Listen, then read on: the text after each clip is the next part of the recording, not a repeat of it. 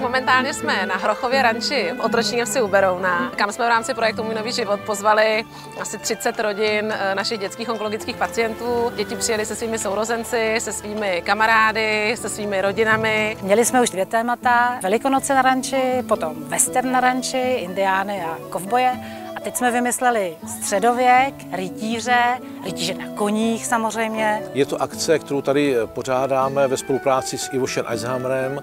To je majitel objektu, ve kterém se to nachází, majitel bývalého mlýna. Už je to tady 3. ročník, co se účastníme. Byla jsme docela rádi, že pro tu onkologii můžeme někdy něco udělat.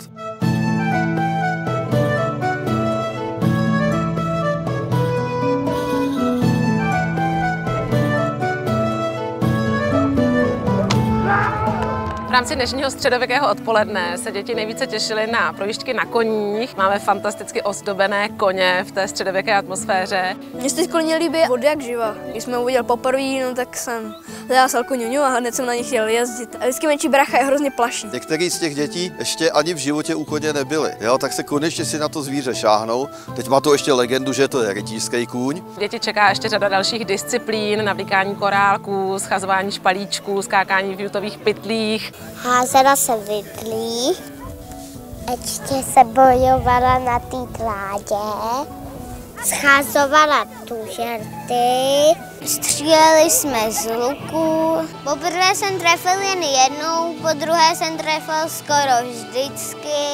Házel jsem oštěpem, bojovali jsme se sekerama, potom jsme bojovali ještě s tyčema. Tohle je erb svatého Hrocha, za každou disciplínu byl jeden korálek.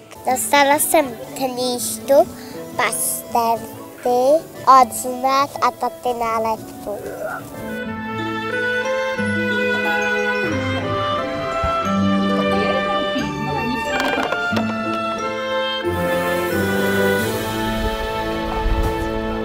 Když se tady takhle rozhlédnete, tak byste si asi pomysleli, že to je Den dětí, zdravých dětí. Kouzlo celé akce je právě v tom, že jsou tady dětští pacienti po onkologické léčbě, kteří svého času bojovali o svůj život, ten boj vyhráli a dneska se tady s námi užívají krásné odpoledne. Můžou vlastně všechno dělat jako zdraví, můžou se stejně radovat ze života, i když se museli podrobit nějakým ošklivým věcem. Já jsem odléčený pacient taky. A vidím tady to štěstí těch dětí, kteří si projdou strašným utrpením.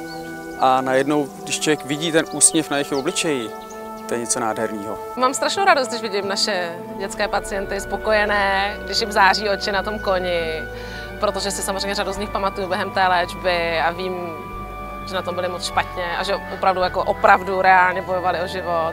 Právě smysl těch akcí je v tom, že nevíme, jak dětem kdy bude, ale teď jsme tady a máme se moc hezky.